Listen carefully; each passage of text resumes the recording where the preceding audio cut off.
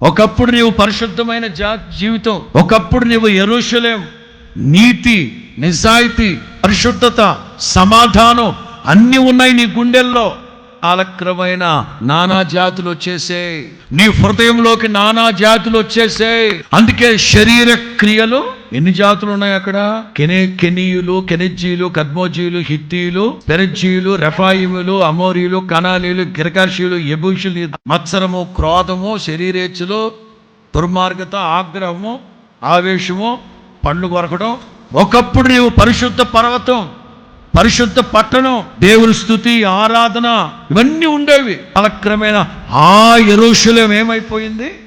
ఇది కూడా నానా జాతి సమితి అయిపోయింది. దైవ జనాంగమా, నీవు యెరూషలేము పట్టణానివి, బాగుగా కట్టబడిన పట్టణానివి. కానీ ఒకప్పుడున్న నీతి, పవిత్రత, పరిశుద్ధత, స్తుతి, ఆరాధన, దైవ భక్తి, వినయము, ఆత్మ ఆరాధన ఇవన్నీ క్షీణించిపోతున్నాయి. అయితే ఎప్పుడైతే ఈ నానా జాతి సమితి జీవము కలిగిన దేవుని పట్టణాన్ని నాశనం చేస్తూ వచ్చాయో, అలా అంటే బైబిల్లో శతాబ్దాల పాటు కొనసాగి మీ గురించి మన గురించి మాట్లాడుతుంది. నీలో దశాబ్దాలుగా, కొన్ని సంవత్సరాలు ఆరంభ దశ బాగానే ఉంది.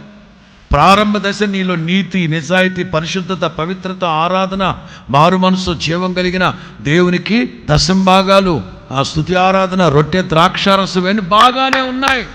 కాలక్రమేణా చీకటి సంబంధమైన కార్యాల్లో కూరుకుపోతున్నావు.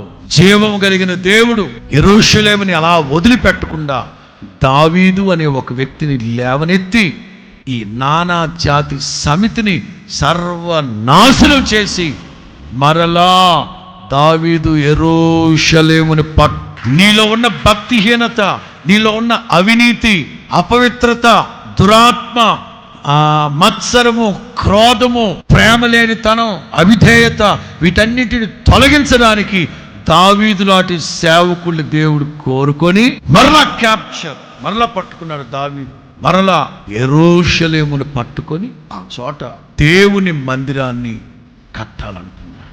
స్తోత్రం. దీని అర్థం ఏంటంటే నీ హృదయంలో మరలా దేవుని మందిరం స్థాపించబడాలి. హల్లెలూయా. నీ హృదయంలో మరలా బలిపీఠాలు కట్టబడాలి. మరలా నీ హృదయంలో నిబంధన మందసం పెట్టబడాలి. హల్లెలూయా. దావీదు కడదాం అనుకున్నాడు. దేవుడు అన్నాడు, మీ అబ్బాయి కడతాడు. మొత్తం మీద సొలొమోను కట్టి, ఇక సొలొమోను మందిరం, యెరూషలేములో మందిరం కట్టిన తర్వాత అద్భుతమైన ఆరాధన జరుగుతుంది. నేను మరలా చెప్తున్నాను, మీలో చాలా మంది ఒక దశాబ్ద కాలం బాగానే బ్రతికి ఆ తర్వాత లోకంలో పాపంలో పడిపోయేది. ఒకవేళ దూరాన, సమీపాన, సుదూర ప్రాంతాల్లో నాకు ఎదురుగా కూర్చున్న దైవ జనాంగమా, నాకు సమీపాన ఉన్న దైవ జనాంగమా, ఒకవేళ ఒకప్పుడు బాగా బ్రతికి మధ్యలో త్రొట్టిల్లిపోయి మరలా ప్రభు దగ్గరకు వచ్చావా, మరలా నూతన సృష్టిగా నీవు మారాలి, మరలా కట్టబడాలి. యెరూషలేముని గురించి స్పెషల్ మెసేజ్ చెప్పినప్పుడు చెప్తాను. ప్రపంచములో వికీపీడియాలో మీరు గమనిస్తే ఒక్క యెరూషలేము సృష్టి ప్రారంభం ఉంది. ఆ యెరూషలేము పట్టణం మీద జరిగినన్ని దాడులు, వేల కొలది దాడులు ఏ పట్టణం మీద జరగలేదు. అలాగని అక్కడ ఏమైనా ఉందా? నథింగ్. బోడిగుండు. యెరూషలేమునే హెబ్రూ భాషలో జాయన్ అంటారు. జాయన్ అంటే లైక్ డిసోలేటెడ్ లైన్, డ్రై ల్యాండ్, పాడైన పొడి ప్రదేశం. యెరూషలేమునే కొన్ని చోట్ల సియోను అని, సియోనుని యెరూషలేముని ఇట్లా పోలుస్తూ వచ్చారు.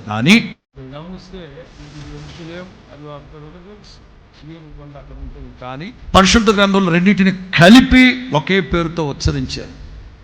జాయన్ అంటే అర్థం బోడిగుండు, పొడి ప్రదేశం, డిసోలేటెడ్ ల్యాండ్, డ్రై ల్యాండ్. ఇంకా చెప్పాలంటే గులాబ్ జామ్ తింటాం చూడండి, సాసరు గులాబ్ జామ్ తింటానట్లు గాజు కప్పు దాన్ని బోర్నిస్తే అట్లుంటుంది, అట్లుంటుంది. సియోను కొండ మీద ఒక్క చెట్టు ఉండదు. యూదుల పురాణాల ప్రకారం అదే ఏదెను తోట. ఎప్పుడైతే ఆదాము పాపం చేశాడో అప్పుడు ఆ ఏదెను తోటని అలాగే తీసుకొని, అలా పెకిలించుకొని, పికప్ చేసుకొని తీసుకెళ్ళి పరలోకానికి గుమ్మం ముందు పరదైస్గా గార్డెన్ చూడండి అట్లా పెట్టేసాడు. అంట యోధ జూయిష్ పురాణాల ప్రకారం మోరియా పర్వతం మీద ఉన్న మట్టితో ఆదామును సృష్టించాడు. మోరియా పర్వతం మీద ఉన్న ఎర్ర మట్టితో ఆదామును సృష్టించి ఇదిగో సియోను కొండ మీద ఉన్న ఏదేను తోటలో పెట్టారని. ఆదాం పాపం చేసిన తర్వాత ఏదేను తోటను అట్లాగే పికప్ చేసుకొని దేవుడు తీసుకెళ్ళిపోయి పరలోకపు గుమ్మానికి బయట పారదైస్గా పెట్టినారనే యోధా పురాణాలు చెప్తా ఉన్నాయి. నా మాటలు అర్థమైతే సార్ హల్లెలూయా చెప్పండి. మొత్తం మీద సొలొమోను మందిరాన్ని కట్టాడు. ఆరాధనలు బాగానే జరుగుతున్నాయి. నోట్ చేసుకోండి కొన్ని విషయాలు. క్రీస్తు పూర్వం 286లో సొలొమోను కట్టిన మందిరం కాల్చబడిపోయింది.